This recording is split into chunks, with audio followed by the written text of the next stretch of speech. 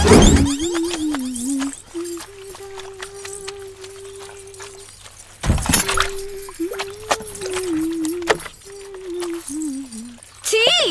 हाउ dirty!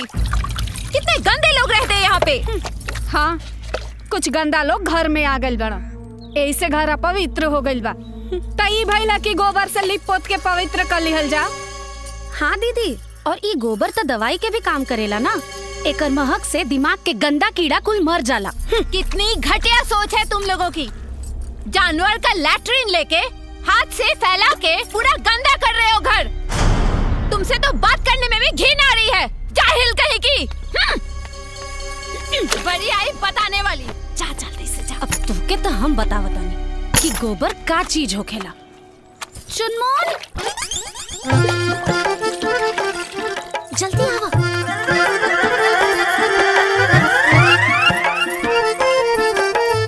चलो चलो।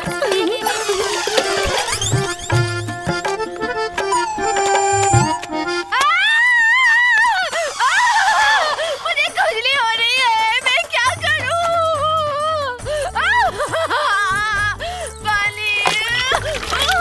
अरे बहना, क्या हुआ बहना? मुझे खुजली कुछ हो नहीं, रही पुलिस है। पुलिस बुलाओ, पुलिस बुलाओ। मैं क्या करूं? कॉल नहीं लग रहा। एम्बुलेंस एम्बुलेंस मंगाओ। और क्या हुआ बहना? मुझे खुजली हो अरे रही फायर है। ब्रिगेड को फोन लगाओ यार।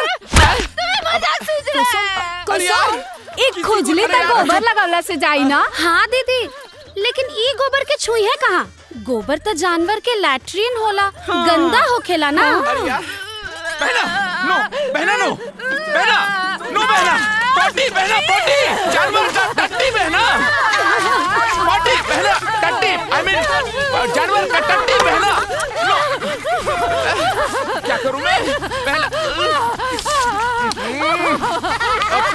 चुप, अबे चुप। अरे बहना नो, डोंट डू दिस बहना।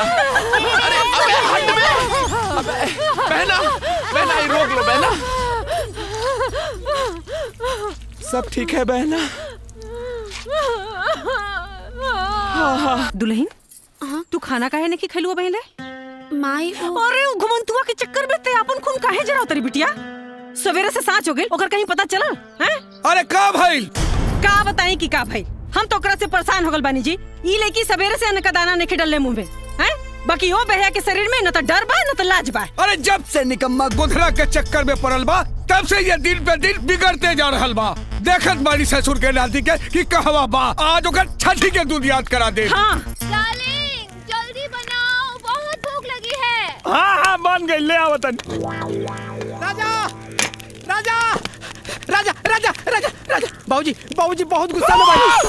कहाँ बाबूजी रे? यहाँ अवतरण, यहाँ अवतरण, तू जल्दी भाग, ना तो सब पोल खुल जाए। अरे वहाँ कहाँ जाता बाबूजी? होने से अवतरण, तू ना जा। ए भाई सब सामान लिए। हाँ हम संभाल ले। अरे बाप रे, हे भगवान, ये दोस्ती के चक्कर में वो का करत पड़ी। चलो तरकारी बना दी।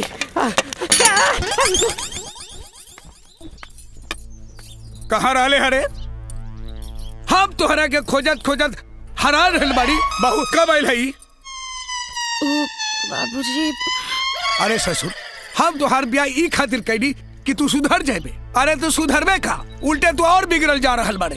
एक बात कान खोल के सुन ले राजा, अगर तोहरे कारण हमरा बहू के कुछो भइल तो तोहार हाथ गोर तोड़ के घर में बैठा दे।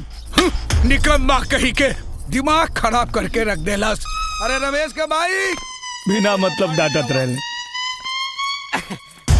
पाव लगी भौजी। ओ अरे आलू पालक की सब्जी, ये सब्जी तो राजा के बहुत पसंद बा। और लाई ना लेके आई। हाँ हाँ सब्जी सब्जी लाई ना। ली आवा ना, इहो खा ले। हाँ ले आवा। करे तू यहाँ आके खाना खा रहा, तू यहाँ आके खाना खा रहा बाड़ा है? वहाँ मुंबई वाली भौजी पूरे गांव में खरमंडल नांदे जात रहली है। हाँ हम उनका के बड़ मुश्किल से मना के अब बाहर से दरवाजा में कुंडी लगा के आई नहीं है। तू जल्दी करा, नहीं तो सगरो खेला गड़बड़ हो जाए। ए भाई तनी जो न जाके संभाल भाई जो। हम कुछ ना कर सके नहीं, समझ ला। तू जाना तोहार काम जाने। हाँ हमरा के ऐसे लगा था कि तुम्हारी डबल ड्यूटी के चक्कर में एक दिन हमारा टट्टी निकल जाए। जल्दी आओ। ए सुन ना, ए गोदन, ए गोदना, ए गोदन। अब अभी ना खैले ही चल गिल देखा।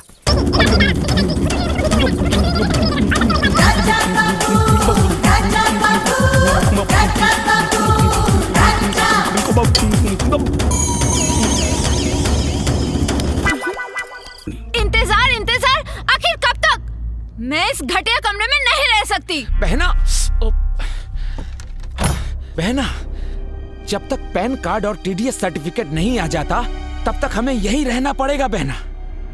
अकाउंट में एक बार अमाउंट शिफ्ट हो जाए बहना, फिर देखना हम उनसे सौदा करेंगे और कहेंगे राजा बाबू लो और पैसे हमें दे दो। फिर देखना बहना, जिंदगी भर ऐश करोगी बहना, ऐश ही ऐश। खूब मन लगा के पढ़ जा। हाँ? हेलो जीजू। हेलो। ए घुघरू, एगो बोरा बिछा दा।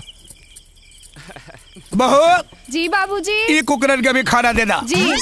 हेलो, आई एम नॉट कुकुर, I am lucky and he is Jacky. Yes. हमने क्या खास मेहमान के कुकुरे कहल जाला। Okay, Very then nice. I am lucky कुकुर, ही इज जैकी कुकुर। बैट कुकुर। Okay thank you. ओके।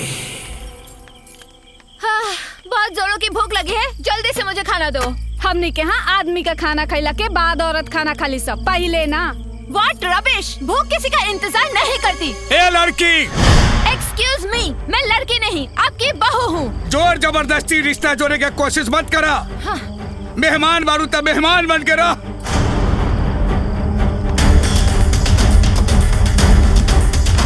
मैंने सुना है गांव में पति का झूठा खाना भी एक रिवाज है। लीजिए, खा लिया मैंने।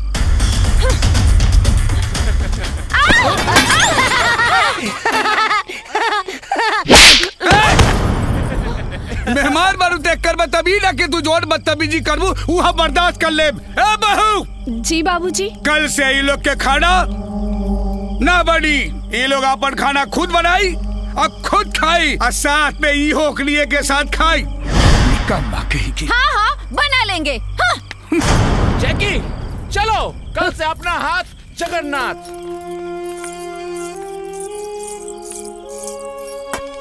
देख ले आँख खोल के, एक उहा कि तोहरे सामने से तोरे मुंह के नेवाला लेके चल गई।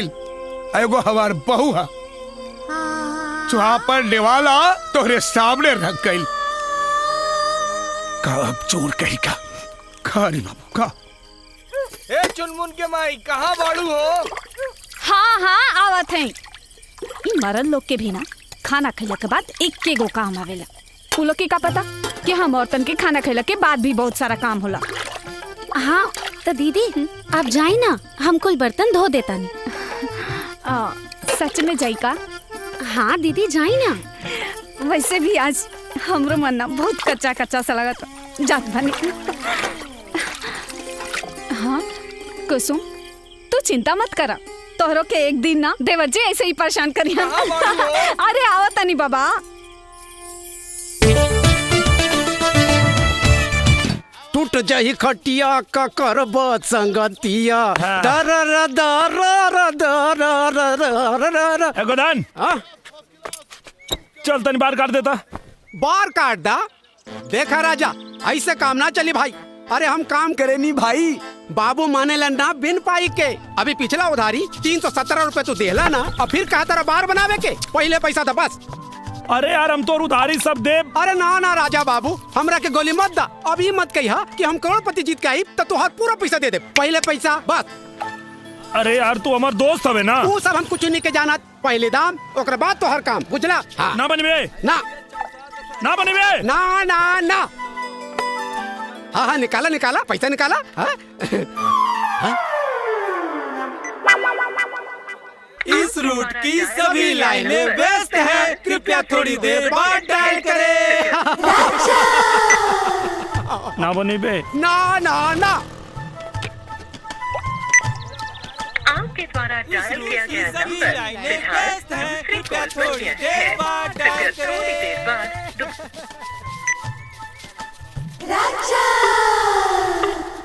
अरे गोदन, तोरा के राजा के बार बना देवे के चाहिए यार। अरे भैया पैसा मिले तो सब कुछ बना दे।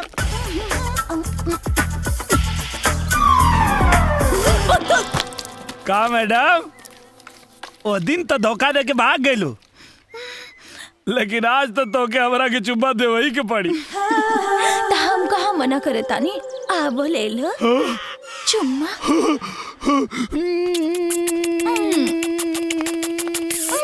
तने को रुको डार्लिंग, ए का करा तारा? इतना सुंदर सुशील लड़की के भरे बाजार में चुम्मा लेबा? तो अगर हम तो के सुनसान जगह पे एक गो चुम्मा की जगह 4 गो चुम्मा देते। अरे तब तो बहुत मजा आ जाए। तो चला चला गाड़ी में बैठ। चलो चलो।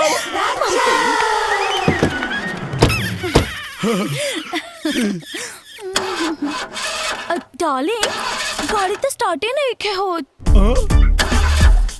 तने अकेले बाहर जाके गाड़ी के धक्का देके अपन मर्दान के दिखावा ना। कहा ना, देखा तू अकेले ठेल के चालू कर देता नहीं।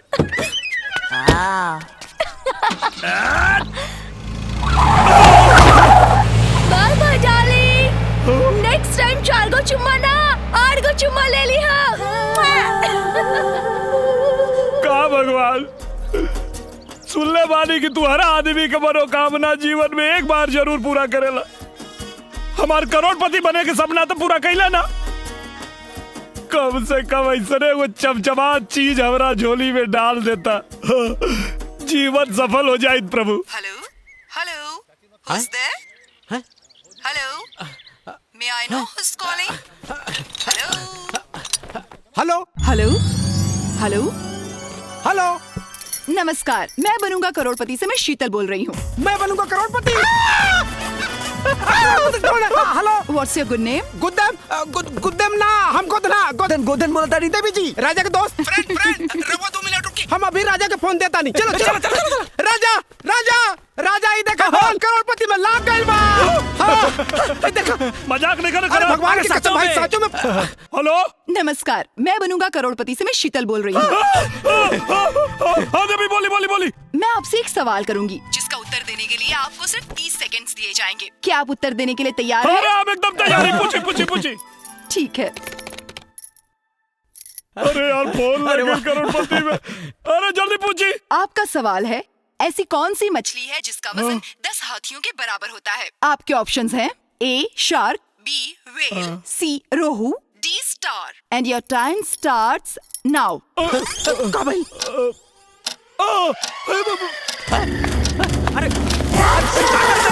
क्या कर रहा है?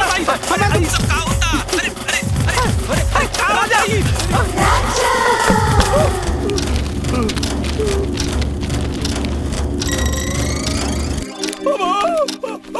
वेल मछली। आपका जवाब बिल्कुल सही है। हेलो मालिक, हम चुना गए नहीं।